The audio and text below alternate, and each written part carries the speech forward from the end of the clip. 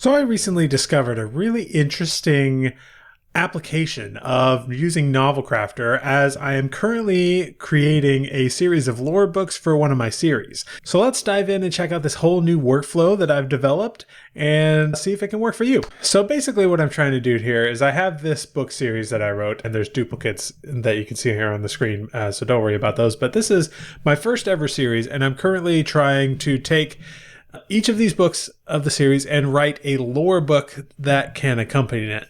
This lore book will include maybe some deleted scenes, things that I put together while I was writing the book, but also I want to create basically a Wikipedia type entry for all of the characters and everything like that. And so I've been trying to figure out a good time efficient way to do this using AI. And I think I just figured out the process. Now, the way I do it is, first of all, if we come into Novelcrafter, you create a project for your book. Now, I haven't added an image here yet, but basically I created a project out of shadow for my book. And you want to make sure that this is a copy of any other books that you might have in Novelcrafter. So I didn't write out of shadow in Novelcrafter. I wrote it years ago before AI was a thing. And so I just copy and pasted every chapter into Novelcrafter to do this whole thing. But if I had written out of shadow in Novelcrafter, I would want to make sure that I was making a copy, because we're basically going to just completely rewrite this copy of the book in this process. So make sure you're doing this to a copy. Unfortunately, Novelcrafter doesn't currently have a way of duplicating a project, so you will have to go through and just copy everything manually. But it's not too long of a process. It didn't take me very long, at least. So once you have your book, and the only thing that I copied into here was just the text, the actual text. I didn't copy in any additional information about the outline or anything like that. But the entire text is in here. And if we go, and I've already done a lot of work on this, so you'll notice it says up here, it says 15,000 words. This is normally 75,000 words. And I'm only showing you the last two chapters here that I have yet to process into this new format that I'm working on. So the way I've done this is, if I select a portion of the text here, you'll see there's a new button I've added here called Story Bible Summary. The way to do that is down here in Prompts. Click on Prompts. I created this text replacement prompt here. I gave it 3 models because these are the only 3 that seem to work with the type of prompt that I want to. If you really want to save on money, then Mixtral 7B Instruct is the one that I found to work the best. I tried it with a whole bunch of different open source models. This is the only one that gave me something that was actually usable. Claude 2 is, of course, my default favorite for stuff like this. And then GPT-4 Turbo can also get the job done. But the one I'm going to be demonstrating with this project is Claude 2. It's the one I've been using. A little more expensive than Mixtral, but very, a little more reliable, I'd say. And then the instructions look something like this. First of all, I give it context of the last 200 words. So that's just something that's added in there. And then I say, when you are given text, create a detailed summary of the text. The summary should be 2,000 words long. It never is, but I don't want it to be 200 words long. I want it to be at least 500 or 600 words long. And saying that I need it to be 2,000 gets it close. Divide the summary into the following key areas and structure in the following way. Plot includes several paragraphs about the plot of the chapter. Characters include a bulleted list of every character in the scene and a detailed description of their role, with the viewpoint character listed first. Location include a paragraph about the location of the scene. World building include a bulleted list of any additional world building info.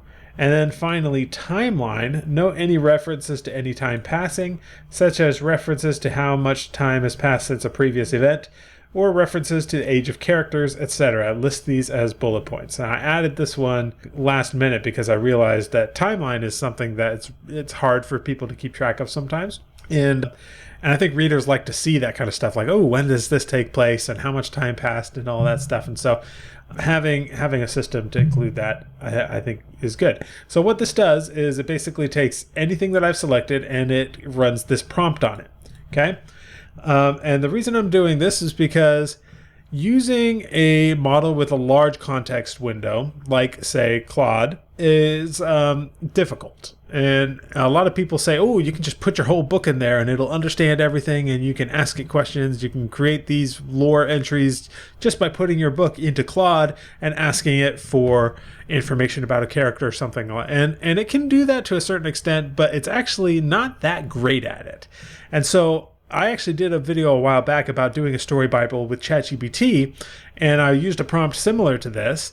And what I understood from that whole experience is that it's better to take a chapter and summarize just that chapter, because the AI can handle a chapter better than it can handle a whole book. We summarize just the chapter, and we get information about that chapter that is relevant to story Bible type information. That's why I've asked it for plot and characters and locations and world building and timeline. Okay, so this is the prompt we're going to use. If we come here to write, we're going to select this entire chapter that we've got here, and I'm going to select the button Story Bible Summary to run this prompt.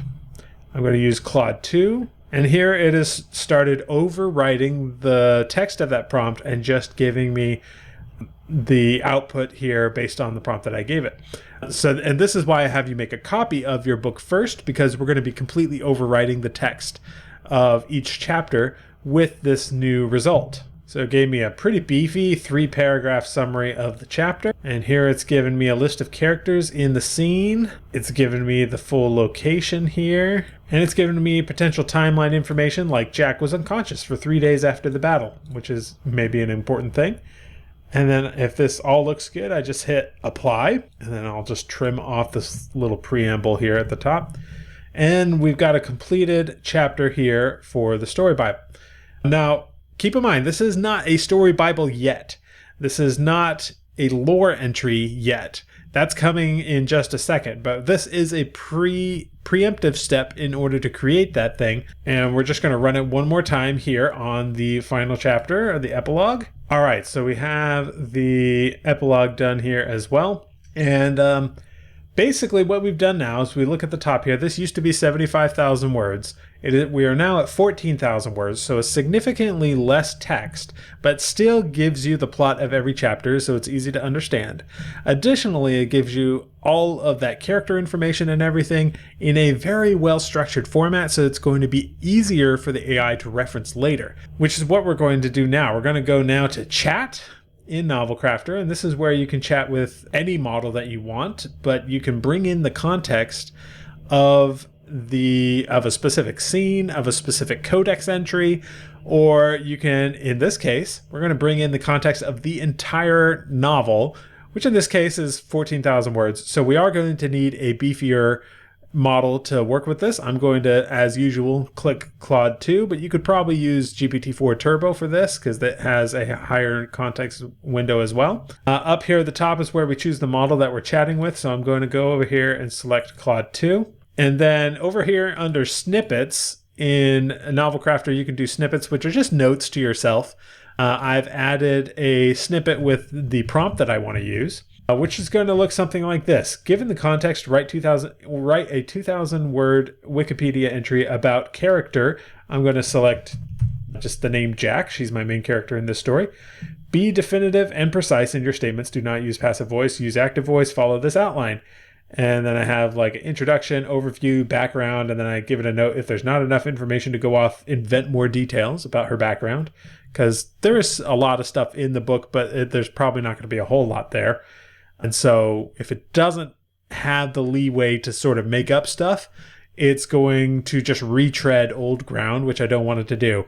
And often, just given the context that I give it, the backstory it gives me, even if it's inventing stuff, kind of fits. And so it only requires a little bit of working, fleshing out from me later on. And then I add roll of the story here. And then I say also include a bulleted list of quick descriptors using the following: basic details and physical attributes. So all of the normal, height, weight, build, skin color, eye color, all of that stuff. If the needed character information from the context is not provided, make up information that feels appropriate. So this is the prompt I'm going to be using. And remember, this is very important to have the full novel text because we want it reading that entire giant summary that we've made of every single chapter. And make sure in this case that you have the right model selected. In this case, it's Claude 2.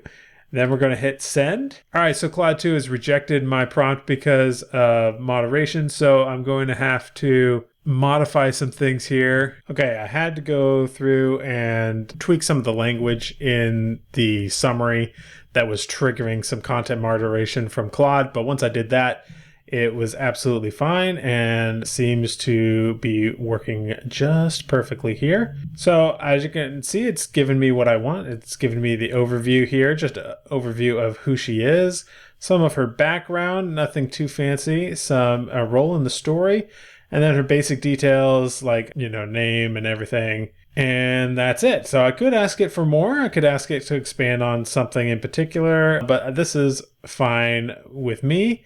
I'm going to continue this and just say, now do the same for the character of Gabriel. Actually, no, we'll do Coldane because he's the main antagonist. And see how well it does within the same chat. I've done these as separate chats before. So now we have this full entry here. And what we can do, I'll just go ahead and copy this one here for Jack. I'm going to go into Atticus and start a new book that I'm going to call, just for now, Roots of Creation 1 lore book. I'll come up with a fancier title later. Part of the Roots of Creation series. Say go get them. And we'll just put a chapter here for Jack and paste this in. And now all I have to do is go through, edit this down so that it's to my liking. Everything looks great. We got a good 500 words here about Jack, and I can just go through all of the characters, get 200 to 500 words per character, and create a pretty beefy lore book using this technique. All I have to do is go through and make sure everything is accurate and not too fluffy and everything as per usual. Now you might be wondering why I'm doing this, and this is part of a larger push that I'm working on to create an offer for this series. What I mean by an offer is something that is more than just the 8 books that are in the series, but a whole lot of other goodies, including 8 lore books that are going to go with it. And so that's part of what this is going to do. I'm going to apply the same process to all of the other books of the series and add in a few other things that are not in that series as well. And then maybe also create a coloring book, collection of concept art and stuff like that. Lots of stuff we can do with the goal to eventually turn this into a money-making funnel that I'm selling directly on my website. So I'm going to be documenting that process here and there, just sort of sprinkling it in throughout videos as is appropriate. But I really thought that you would appreciate this workflow for creating a story Bible and creating lore books from your story Bible.